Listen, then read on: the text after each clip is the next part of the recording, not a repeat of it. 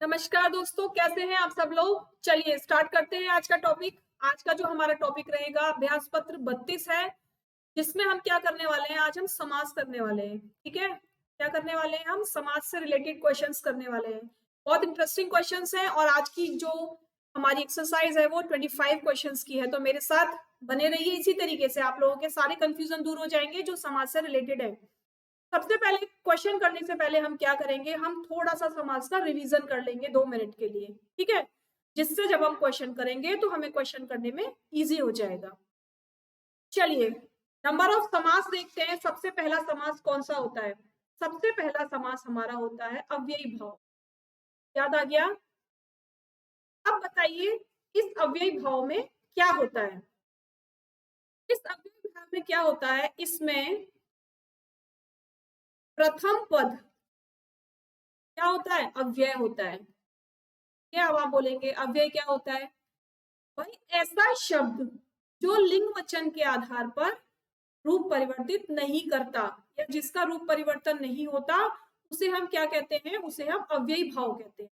ठीक है, तो एग्जाम्पल ले सकते हैं प्रतिदिन।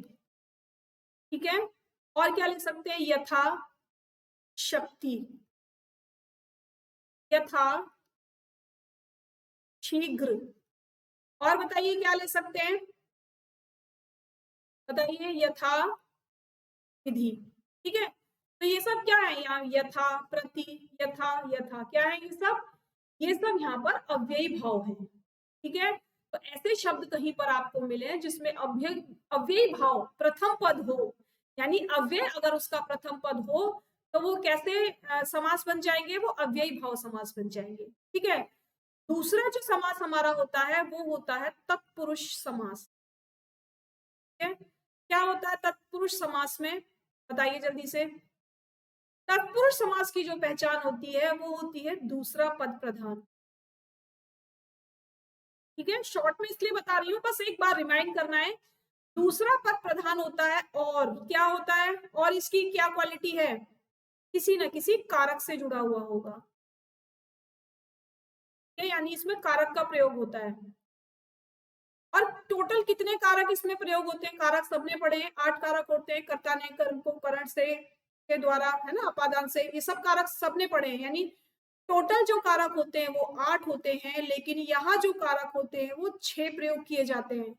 ठीक है, अब कौन कौन से प्रयोग नहीं किए जाते? पहला कर्ता नहीं किया जाता, दूसरा संबोधन, सबसे लास्ट वाला नहीं किया जाता। ठीक है, तो एक पहला निकल गया और एक आखिरी का निकल गया। कितने कारक हो गए? 6 कारक हो गए। ठीक है, अब देखो इसके उदाहरण। देश भक्ति, तो क्या लिखेंगे इसको जब हम विच्छेद करेंगे? तो देश के लिए भक्ति। देखो यही पढ़ा जाता था ना, के लिए आ गया। इसमें कौन सा कारक हो गया? बताइए। माता ने मेरे लिए भोजन बनाया, कारक प्रयोग हो गया ना इसमें। कमेंट बॉक्स में कमेंट करके बताएंगे ये कौन सा कारक है, कौन सा कारक का प्रकार है, ये बताएंगे आप लोग। ठीक है, तो देश के लिए भक्ति यानी कारक से जुड़ गया। जब हमने इसको ब्रेक किया तो ये कारक से जुड़ गया, इसका मतलब क्या हो गया? ये तत्पुरुष हो गया। ठीक है, दूसरा देखिए, रसोई घर, तो क्या बोलेंगे? रसोई के लिए घर। ठीक है, एक और एग्जांपल, राजपुत्र, राजा का पुत्र। ठीक है, इसका भी आप मुझे कारक बताएंगे कि ये कौन सा कारक है। कमेंट बॉक्स में कमेंट करेंगे और बताएंगे ये कौन सा कारक है। काकी के, नानी ने, रारी रे, कौन सा कारक शो करता है। ठीक है, चलिए 2 हो गए। नेक्स्ट देखते हैं हमारा कर्मधारय समास।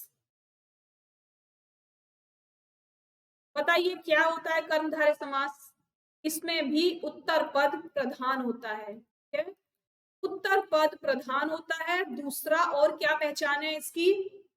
इसमें विशेषण, जो पहला पद होगा वो क्या होगा? विशेषण, और विशेष प्रयोग किए जाएंगे। यानी ये पहला पद विशेषण होगा, दूसरा पद विशेष्य होगा, या और भी कह सकते हैं उपमेय, उपमेय और उपमान। का प्रयोग किया होगा। उपमेय क्या होता है? विशेषण होता है। जो उपमान क्या होता है? जिसकी विशेषता बताई जाती है, यानी जिसकी क्या बताई जाती है? कोई भी विशेषता बताई जाती है। और उपमेय जिसके जैसा उसे बताया जाता है। ठीक है, तो आप लोग विशेषण और विशेष से याद रखेंगे। अब इसके एग्जाम्पल देख लेते हैं। इसका एग्जाम्पल क्या होता है बताओ? चंद्रमुख, चंद्रमा जैसा मुख, है ना? चंद्रमा जैसा मुख, यानी चंद्र क्या हो गया? विशेषण हो गया। क्या हो गया? ये विशेषण। और मुख क्या हो गया? विशेष हो गया। यानी बात हमारी ठीक हो गई कि उत्तर पद प्रधान होगा। पहला जो शब्द होगा वो विशेषण होगा और दूसरा वाला विशेष होगा, तभी तो उत्तर पद प्रधान है भाई। जिसकी विशेषता बताई जा रही है वही प्रधान है। और वो क्या होता है? वो हमारा क्या होगा? विशेष होगा, यानी कर्ता होगा। ठीक है, तो समझ में आ गया कर्मधारय समास। अब मुझे ऊपर वाले रब आउट करने पड़ेंगे क्योंकि स्पेस नहीं बची है। ठीक है, चलिए रब।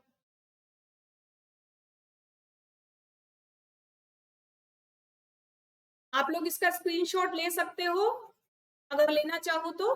शॉर्ट में समझा दिया मैंने ताकि क्वेश्चन करने में हमें दिक्कत ना आए बस। ठीक है, बाकी सबको पता है, सारे समास सभी को आते हैं, कोई भी ऐसा नहीं है जिसको समास नहीं आते। चलिए नेक्स्ट करते हैं। नेक्स्ट आता है हमारा द्विगु समास। क्या होता है द्विगु समास? द्विगु और द्वंद्व। द्वंद्व से याद रखना, द्वंद्व माने होता है लड़ाई। ठीक है ना? द्वंद्व से याद रखना कि द्वंद्व माने होता है लड़ाई। जब ऐसे कोई दो पद मिल जाएं जो कहें कि मैं बड़ा और मैं बड़ा, यानी दोनों बड़े हो जाएं, दोनों पद प्रधान हो जाएं, तो वहां पर तो होगा द्वंद्व। ठीक है, और द्विगु, द्विगु समास में जो प्रथम पद होता है, प्रथम पद क्या होता है? संख्यात्मक होता है। ठीक है, संख्यात्मक होता है। कैसे? पंजाब, ठीक है, और क्या हो गया? चौराहा, त्रिनेत्र, ठीक है, त्रिनेत्र। देखिए यहां पर आप कंफ्यूज होंगे कि त्रिनेत्र बहुव्रीहि समास होगा या द्विगु समास होगा। अगर आपके ऑप्शन में बहुव्रीहि दिया हुआ है द्विगु से के साथ, तो त्रिनेत्र हम किसको कहते हैं? विष्णु भगवान को कहते हैं। ठीक है, तो वहां पर तो आप बहुव्रीहि ही लगाएंगे। लेकिन वैसे त्रिनेत्र का क्या मतलब होता है? वैसे त्रिनेत्र का मतलब होता है तीन नेत्रों वाला। ठीक है, तो यहाँ पर त्रिनेत्र का मतलब किससे हो गया? द्विगु समास से हो गया।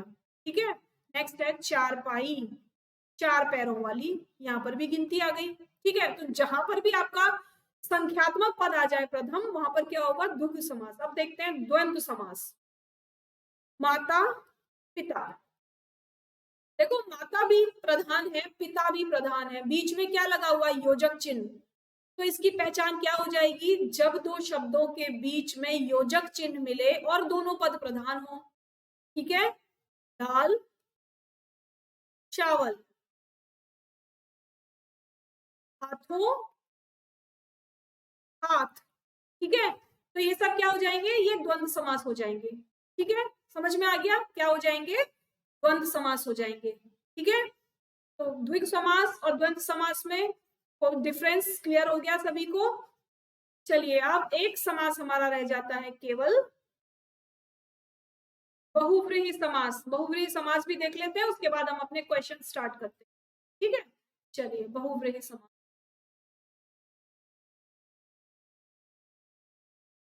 बहुव्रीहि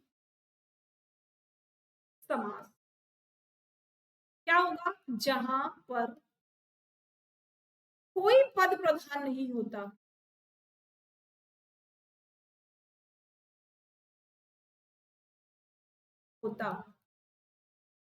कोई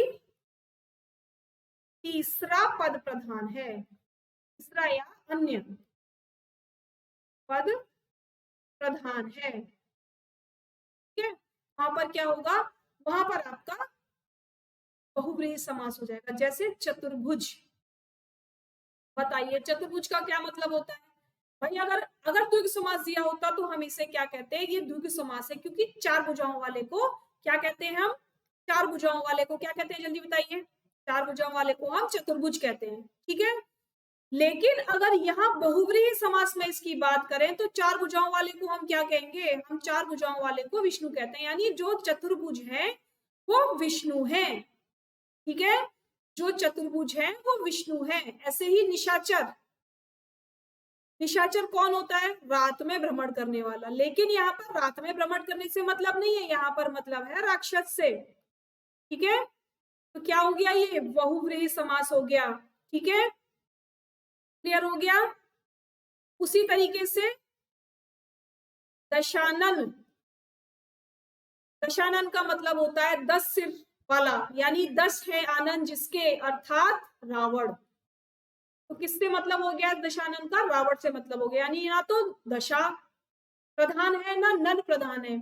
अगर दशानन का मतलब निकालेंगे तो 10 सिर वाला, लेकिन 10 सिर वाला कौन है, हर व्यक्ति 10 सिर वाला नहीं होता, दशानन केवल एक व्यक्ति को बोला गया जो था रावण। तो समझ में आया बहुव्रीहि समास, जहां पर दोनों पद में से कोई पद प्रधान ना हो, वो किसी तीसरे पद की व्याख्या कर रहा हो, ठीक है, वो किसी तीसरे पद की व्याख्या कर रहा हो। जैसे पीतांबर, पीला है जिसका अंबर, ठीक है, तो क्या हो जाएगा, पीला है जिसका अंबर, वो भी एक भगवान के नाम पर आ जाएगा, है ना, तो कोई तीसरा पद यहाँ पर भी आ जाएगा, ठीक है। चलो अब हम स्टार्ट करते हैं अपने क्वेश्चन आंसर। चलिए, निम्न शब्दों से सही समास बताइए। प्रतिदिन कौन सा समास है, अब तो हमें देर लगेगी ही नहीं, क्यों, प्रति क्या है हमारा, अव्ययी भाव है, अव्यय है, तो कौन सा समास हो गया, ये अव्ययी भाव समास हो गया, ठीक है। उसी तरीके से प्रत्येक, तो इसको अगर हम ब्रेक करते हैं तो क्या आता है, प्रति धन एक, देखिए आ गया यहाँ पर भी प्रति, कौन सा समास हो गया, अव्ययी भाव समास, है ना। अब एक बार रिवाइज करने के बाद हमें जरूरत तो नहीं है ना बिल्कुल भी टाइम लगाने की, कितने मिनट लग रहे हैं, 1 सेकंड भी नहीं लग रहा, ठीक है। चलो नेक्स्ट देखो, चंद्रमुख, चंद्र जैसा मुख, ठीक है, चंद्रमुख यानी चंद्र जैसा मुख, तो चंद्र क्या हो गया, विशेषण, मुख क्या हो गया, विशेष। ऐसा पद जिसका प्रथम पद विशेषण हो और द्वितीय पद विशेष्य हो, क्या होता है वो, जल्दी बता दो क्या होता है, उसे कहते हैं हम कर्मधारय, ठीक है। तो ऑप्शन नंबर कौन सा राइट है, कर्मधारय। नेक्स्ट देखिए, महेश्वर, महाधन ईश्वर, क्या क्या है, महाधन ईश्वर, जल्दी से बताइए, ईश्वर कैसा है, महा है, ये क्या हो गया, विशेषण हो गया, ये क्या हो गया, विशेष हो गया, ठीक है। तो क्या हो जाएगा यहाँ पर, यहाँ भी कर्मधारय हो जाएगा, है ना, समझ में आ रहा है ना, अब तो बहुत जल्दी जल्दी आंसर आ रहा है, ऑप्शन नंबर 3 राइट हो जाएगा। नेक्स्ट देखिए, कुपुत्र, यानी जो पुत्र अच्छा नहीं होता उसको हम कहते हैं कुपुत्र, जो जिसका चाल चलन अच्छा नहीं होता उसको कहते हैं कुपुत्र। तो बताइए कौन सा होगा कुपुत्र, बहुव्रीहि, तत्पुरुष, द्विगु समास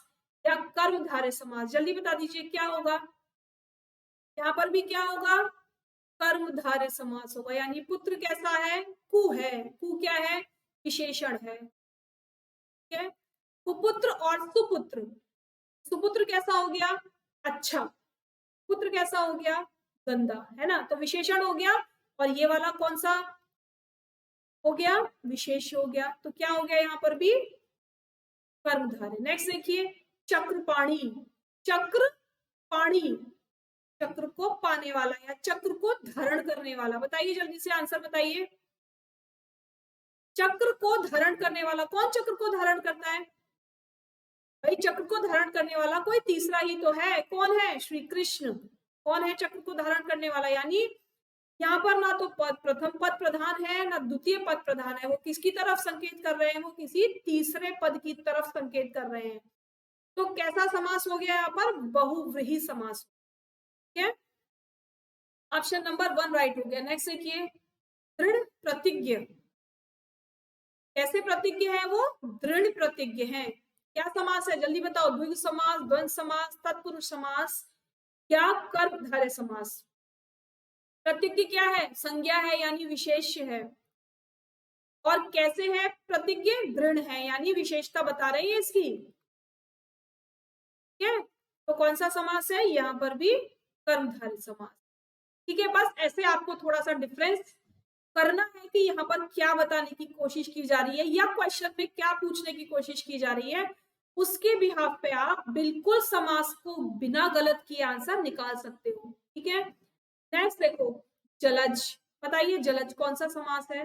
द्विगु, बहुव्रीहि, द्वंद्व या अव्ययी भाव? जल्दी बता दीजिए कौन सा समास है? जलज क्या है? जल में रहने वाला। किसे कहते हैं जलज? जो जल में रहता है। अब जल में कौन रहता है? कमल। ठीक है, कमल का ही नाम है ना जलज, तो जलज कमल का दूसरा नाम है। यानी ना तो यहाँ जल का कोई सेंस है, ना यहाँ पर लज का कोई मतलब है, उसका अर्थ कुछ तीसरा निकल कर आ रहा है। तो कौन सा समास हो गया ये? बहुव्रीहि समास हो गया। भाई ऐसे भी देख सकते हैं कि द्विगु समास में क्या होता है? द्विगु समास में एक शब्द क्या होता है? पहला पद संख्यात्मक होता है। द्वंद्व समास में क्या होता है? जो दोनों पद होते हैं वो प्रधान होते हैं और योजक चिन्ह से जुड़े होते हैं। अव्ययी भाव में क्या होता है? अव्ययी भाव में पहला पद अव्यय होता है। ठीक है, लेकिन दूसरा पद तो बने। अगर मैं इसको जलज को तोड़ूंगी, अगर मैं इस जलज का विच्छेद करूंगी तो क्या बनेगा? ज धन लज। ये क्या है? कुछ भी नहीं है। ठीक है, इसीलिए कौन सा राइट है यहाँ पर? बहुव्रीहि राइट है। चलिए नेक्स्ट, आशातीत। बताइए कौन सा समास है? द्वंद्व, द्विगु, द्वितीय तत्पुरुष या कर्मधारय? जल्दी बताइए कौन सा है? इसको बोलेंगे द्वितीय तत्पुरुष समास। ठीक है, क्या ऑप्शन राइट है इसका? द्वितीय तत्पुरुष समास, क्योंकि यहाँ पर ना तो द्वंद्व है, ना द्विगु है, ना कर्मधारय। नेक्स्ट देखो, सिंहासनारूढ़। सिंहासनारूढ़, बताइए जल्दी से कौन सा समास है सिंहासनारूढ़ में? जल्दी बताइए। तत्पुरुष, कर्मधारय, द्वंद्व या द्विगु? कर्मधारय की पहचान क्या बताई थी? उत्तर पद प्रधान होता है और क्या होता है? एक विशेषण और एक विशेष्य होता है। लेकिन यहाँ पर ना तो विशेषण है ना विशेष्य है, तो कर्मधारय नहीं है। कोई योजक चिन्ह नहीं है तो द्वंद्व भी नहीं है। एक पद कोई हमारा संख्यात्मक नहीं है तो द्विगु भी नहीं है। तो क्या रह गया हमारे पास? तत्पुरुष रह गया। ठीक है, बस डेफिनेशन थोड़ी सी रिमाइंड करनी है, बार बार डेफिनेशन को पढ़ना है, जिससे हमें अगर डेफिनेशन भी याद रहेगी तो हम बहुत इजीली लगा सकते हैं। नेक्स्ट देखिए, नगरागत। कर्मधारय, द्वंद्व, द्विगु या तत्पुरुष? नगरागत मतलब नगर में आने वाला। ठीक है, नगर में आने वाला। बताइए क्या होगा राइट ऑप्शन इसका? कर्मधारय, द्वंद्व, द्विगु। देखिए द्वंद्व नहीं है, क्यों? कि योजक चिन्ह नहीं है। द्विगु नहीं है, क्यों? क्योंकि संख्यात्मक नहीं है। रह गए कर्मधारय और तत्पुरुष। तो यहाँ पर क्या, इसको अगर हम संधि विच्छेद करते हैं तो क्या बोलेंगे? नगर में आने वाला। और ये जो में है क्या हो गया? ये हमारा कारक हो गया।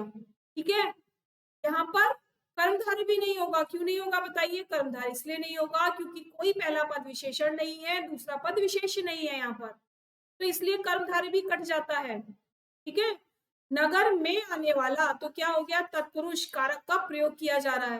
ठीक है, नेक्स्ट देखो, राम सीता देखते नजर आ रहा है भाई, योजक चिन्ह लगा हुआ है, क्या लगा देंगे? द्वंद्व समास। यानी राम भी प्रधान है, सीता भी प्रधान है, दूसरा बीच में योजक चिन्ह लगा हुआ है। तो बस अगर योजक चिन्ह कहीं मिलता है इसका मतलब दोनों पद प्रधान है, इसलिए बीच में योजक चिन्ह लगा हुआ है। आंख बंद करके कहाँ लगाएंगे? द्वंद्व समास पे लगाएंगे। ठीक है, चलिए, गंगा यमुना। भाई यहाँ भी कुछ नहीं देखना हमें क्या लगा है, योजक चिन्ह लगा है। गंगा भी अपने आप में महान है, यमुना भी अपने आप में महान है, किसी को हम किसी से कम नहीं कह सकते। तो क्या हो जाएगा? यहाँ पर भी द्वंद्व समास हो जाएगा। नेक्स्ट देखो, पंचतंत्र। पंच क्या हो गया? पंच मतलब पांच। अब गिनती आ गई। ठीक है, यहाँ पर संख्या आ गई। जब संख्या आ गई तो कैसा समास हो गया? ये द्विगु समास। ठीक है, ऑप्शन नंबर 2 हमारा राइट हो गया। नेक्स्ट देखो, अष्टाध्यायी। अष्टा मतलब 8। कैसा समास है? जल्दी से बता दीजिए कैसा समास है? अष्टा मतलब 8 और संख्या कहाँ प्रयोग होती है? संख्या हमारी द्विगु समास में प्रयोग होती है। तो ऑप्शन नंबर कौन सा राइट है? ऑप्शन नंबर 2 राइट है। नेक्स्ट देखो, इंद्र दक्षिणा। इंद्र की दक्षिणा। बताइए जल्दी से कौन सा समास इसमें होगा? तत्पुरुष होगा, अव्ययी भाव होगा, द्वंद्व होगा या कर्मधारय होगा? जल्दी बता दीजिए कौन सा होगा? जब इसको तोड़ते हैं, चलिए तोड़ते हैं इसको, इंद्र की दक्षिणा या इंद्र के लिए दक्षिणा, इंद्र की दक्षिणा या इंद्र के लिए दक्षिणा, भाई कारक का प्रयोग हो गया।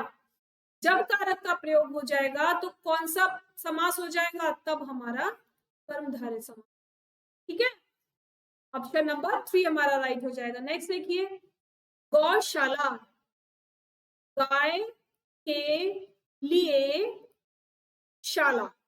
ठीक है, क्या है, गाय के लिए शाला। क्या हो गया, क्या प्रयोग हो गया, चलिए बताइए क्या प्रयोग हो गया, यहाँ पर हमारा कारक चिन्ह प्रयोग हो गया। क्या हो जाएगा, तत्पुरुष समास।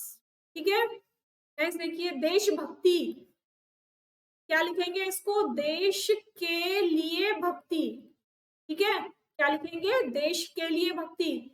बताइए कौन सा समास है यहाँ पर, जल्दी से बता दीजिए, क्या है, यहाँ पर भी तत्पुरुष समास होगा, क्योंकि यहाँ पर भी क्या प्रयोग हो रहा है, यहाँ पर भी हमारा क्या प्रयोग हो रहा है, कारक प्रयोग हो रहा है। ठीक है, नेक्स्ट, अव्यय भाव समास इनमें से कौन सा है, आंख बंद करके बिल्कुल यथाशक्ति, देखने की कहीं और जरूरत ही नहीं है ना, देखने की कहीं और जरूरत ही नहीं है, पहले ही मिल गया हमको यथाशक्ति। ऑप्शन नंबर 1 हमारा राइट हो गया, क्योंकि जो यथा है वो अव्यय शब्द है। ठीक है, नेक्स्ट देखो, तत्पुरुष कौन सा है इसमें से, नील कमल। पहले तो तत्पुरुष की आप पहचान सोचिए कि क्या बताई थी मैंने, तत्पुरुष की पहचान जल्दी से बताइए, तत्पुरुष की पहचान मैंने क्या बताई थी, बताइए।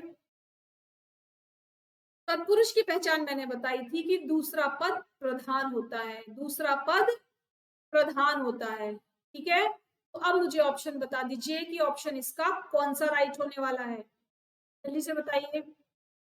ऑप्शन नंबर 4 इसका राइट है। ठीक है, राजेंद्र, राज इंद्र, कैसे तोड़ेंगे इसको, राज इंद्र, राजेंद्र, तो इंद्र क्या हो गए, इंद्र भगवान के लिए हो गया, तो कौन सा पद प्रधान हो गया, दूसरा पद प्रधान हो गया। ठीक है, तत्पुरुष हो गया, क्या बोल सकते हैं, राज के लिए इंद्र। क्या बोल सकते हैं हम, राज के लिए इंद्र। ठीक है, कौन सा ऑप्शन राइट हो गया, ऑप्शन हमारा 4 राइट हो गया। नेक्स्ट देखिए, कर्मधारय, कौन सा है इसमें से कर्मधारय, अनुरथ, उपतीर्थ, घनश्याम या यशपाणी, जल्दी बताइए कौन सा राइट है।